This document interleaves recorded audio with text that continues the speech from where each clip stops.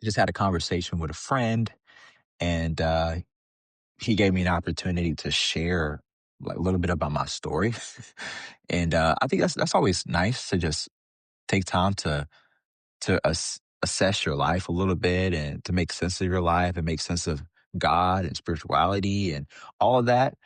I mean, I do this on a regular basis when I'm making YouTube videos and when I'm writing and all that, but it's just different when someone comes on a platform and they're asking you details and they're trying to get clarification. They're asking clarifying questions and all that.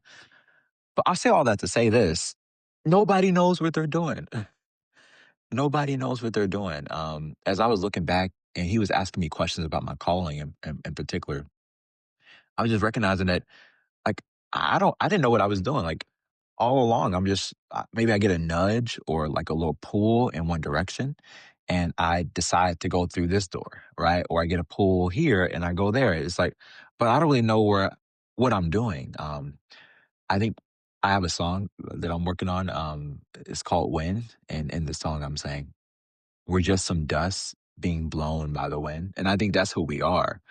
And I say everybody will meet their end, and there's a lot that I'm saying here, but I think that's true, and I'm just really feeling that right now, and I just wanted to share that in this video. Like we don't know what we're doing, and because we don't know what we're doing, no one else around us knows what they're doing either, and we can give grace to ourselves. We can give grace to our enemies, the people that we disagree with, the people that we find frustrating and irritating. We're all, I say this often on this channel, we're all operating out of a great deal of ignorance. We really only know if something is right after we like go through the door. And so something else I want to say, and I'm hoping that this might free up some people that think that God need to respond to their questions or their petitions in a particular way. Like I don't know if we're gonna get clear things from God. I think I can say that pretty confidently. Like we don't really get clarity, but we do get presence. I think we always get presence. So God may not be like, this is the direct door that you need to go through, or this is the exact job that you need. And if you feel that sense, great. But in my life, it hasn't always been that clear. So he may not do that. God may not do that. But God does promise, we see that in scripture, that he will be with us wherever we go. That is the promise that we get, which for me, I'm taking that to say that I'm not figuring things out by myself, or I don't have to have the pressure of trying to figure things out by myself or figure things out at all. Because as I'm trying to do that, like God is already with me. Like I don't figure things out, then I get to God. That's not how it works. Like I'm with God in my confusion, in my questioning, in my searching. And I think that's something that I needed to hear as a young kid trying to figure it out and having all this pressure on me to make the right decision. And granted, maybe there are some better decisions than others. Like I can say that, and there are different consequences for the decisions that we make. But there's nothing that we can do that can't be redeemed or can't be, healed. Of course, there's bigger things. Like there's a certain amount of decisions that I can make in my life where I can really put my life on fire. I can really destroy my life in a lot of ways. And redemption might be a big stretch, right? In that case, but ultimately, I think everything can be redeemed. There's redemption possible and restoration possible with every decision that we can make. So I think this is important for me, especially when I remind myself that I don't really know what I'm doing, and no one around me really knows what they're doing either. And that could be a scary thing, right? I think when my ego is in check, because my ego has to have answers. My ego has to know where to go.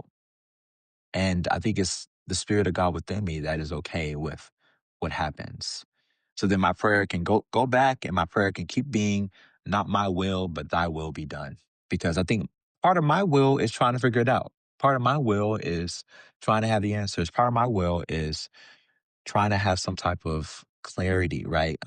And I'm not saying that I don't experience these things. I do. Maybe I experience these things on the way, but there's going to be ups and downs. That's just the rhythm of life. And so I just have a better sense of gratitude after having that discussion with this friend, this person that I met on the internet. And I've been doing a lot of that recently. And that's been really exciting. because I really enjoy making these YouTube videos, and I really enjoy sharing my thoughts and trying to share what I'm learning along the way. And it's one thing for my mom to watch this, or my family members to watch this, or the people that I go to church with to watch this. But it's another thing for these strangers to be engaged with this and to want to discuss some things with me offline. And it's funny because I just had this conversation with this person, and I didn't even know. I don't even know. I didn't get to ask how this person found out about me. I don't know. Anyways, but maybe it was the YouTube channel. But anyways, I'm really grateful for this, which is why I'm going to promote this at the end of this in this video, and then I'll wrap up. On my website, you go to my website withwest.co. Obviously, I offer spiritual direction on there, but I also am getting ready to. Well, I've already started the beginning stages of it. I want to start an online Bible study, and this is going to be for skeptics and mystics. So what I'm saying is, if you're reading the book of Esther, I read this book earlier today. I finished it.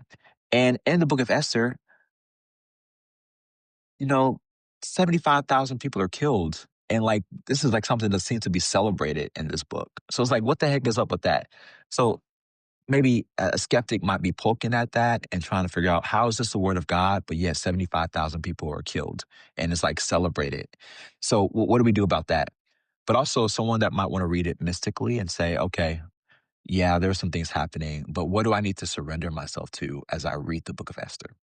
So these are different questions. Like, how do I make sense of the book of Esther in light of who God says he is? But also, how do I surrender to it? These are different questions, but also very similar, which is why I think um, it's great to call this a Bible study with mystics or for mystics and skeptics. So if you find yourself in any of those camps, I would encourage you to sign up. I'm still gathering data right now to try to figure out, how I can make this work.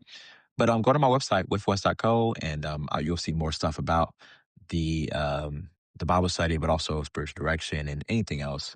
And let me just offer this again. I absolutely love being available to talk with people about where they are or to share some of my thoughts. I don't have the answers. I don't know what I'm doing, but I can sit in that ambiguity with you. I'm willing to do that. I'm willing to talk with you in that ambiguity as you try to make sense of that.